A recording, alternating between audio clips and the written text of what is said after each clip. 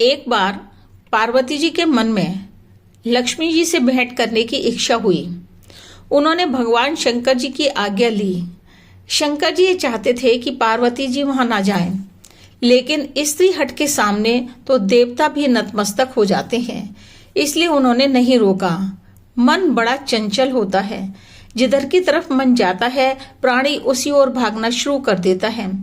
पार्वती जी खुश होती हुई मन में सोचती जा रही थी कि लक्ष्मी जी के महल में मेरा बड़ा स्वागत होगा, मेरा आगमन सुनकर मुझे गले लगाएंगी, मेरा हाथ पकड़ प्यार से आसन पर बैठाएंगी, मेरी नजर उतारेंगी। लेकिन पार्वती जी सोच रही थी, हुआ उसका बिल्कुल उल्टा। घर पर आई उमा से लक्ष्मी जी ने पानी को भी नहीं पूछा, बहुत रूखे मन से मिली, बल्कि अपनी शेखी मारते हुए राजमहल दिखाने लगी। नौकर चाकर धन दौलत का बखान करने लगी।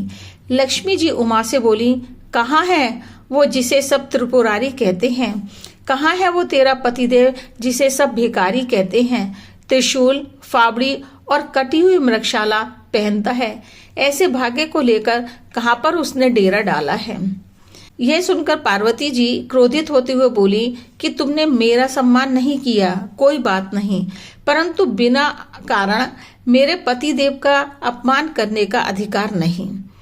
उनको भिखारी बोलते हुए तुम्हें शर्म नहीं आई? मेरे मतानुसार तुम्हारे पति के पास भीख मांगने के अलावा कोई काम नहीं है।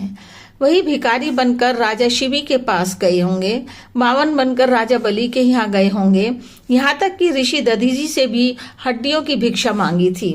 जहाँ पर भी देखो उन्होंने अपनी झोली पसारी है। पार्वती जी ने लक्ष्मी जी को खूब खरी खोटी सुनाई। मन भारी लेकर कैलाश आ गईं। शंकर जी ने उदास चेहरा देखकर पूछा, क्या हुआ? तब उमा ने अपने उपहास की सारी कथा कह सुनाई। पार्वती जी ने कहा, अगर आपने जैसा मैं चाहती हूँ वैसा महल नहीं बनवाया तो मैं भूखी प्यासी रहकर अपनी जान दे दूंगी। जब महल बन जाएगा तब सभी देवी देवताओं के साथ साथ लक्ष्मी जी को भी बुलवाना है और उनको नीचा दिखलाना है और साथ में सारी दुनिया को दिखलाना है।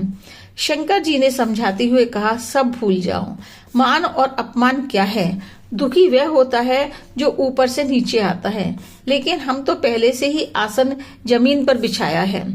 मान और अपमान से हटकर आनंद खूब उठाया है। गुस्सा त्यागो, क्योंकि इसमें है दुख भारी।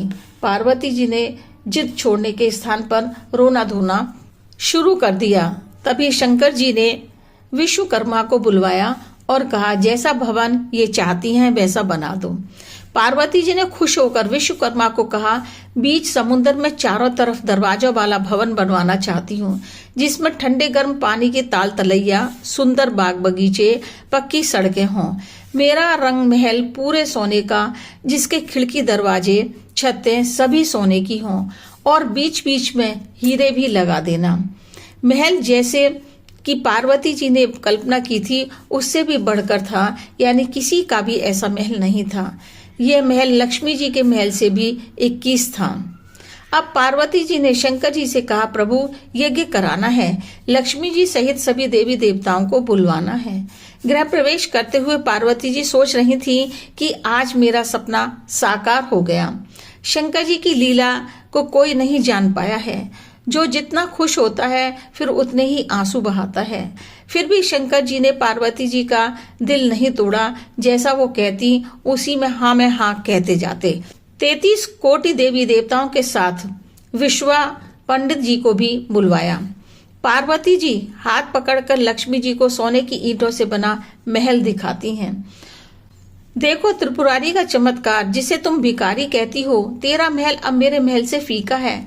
शंकर जी ने उमा को कहा, समझदार व्यक्ति अज्ञानी नहीं बनते, झूठा अभिमान नहीं भरते। ये के समाप्त होने पर शंकर जी ने आचार्य ऋषि विशर्वा को बुलवाया और कहा, आपके आने से हम सब धन्य हुए।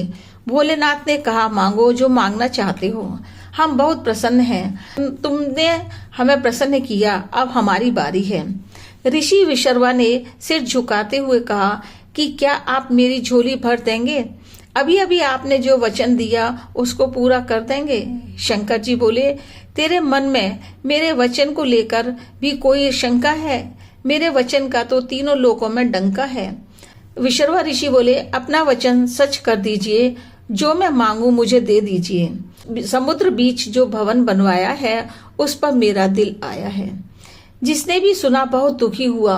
उमा के मन पर तो भारी वज्रपात हुआ।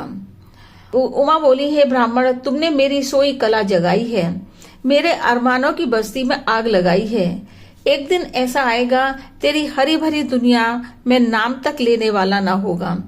ऐसी ही काल के चक्कर में ये बस्ती भी उड़ जाएगी। उस दिन तेरी ये सोने की नगरी जलकर भस्म हो जाएगी। ऐसी एक दिन अंधियारी काली रात आएगी। उमा ने जिसको श्राप दिया वह पंडित नहीं कोई बल्कि रावण के पिता विश्रवा थे, जो बीच समुद्र में बसती सोने की लंका बनी थी। उमा ने जो कुछ कहा उसे पूरा होने में क्या शंका थी।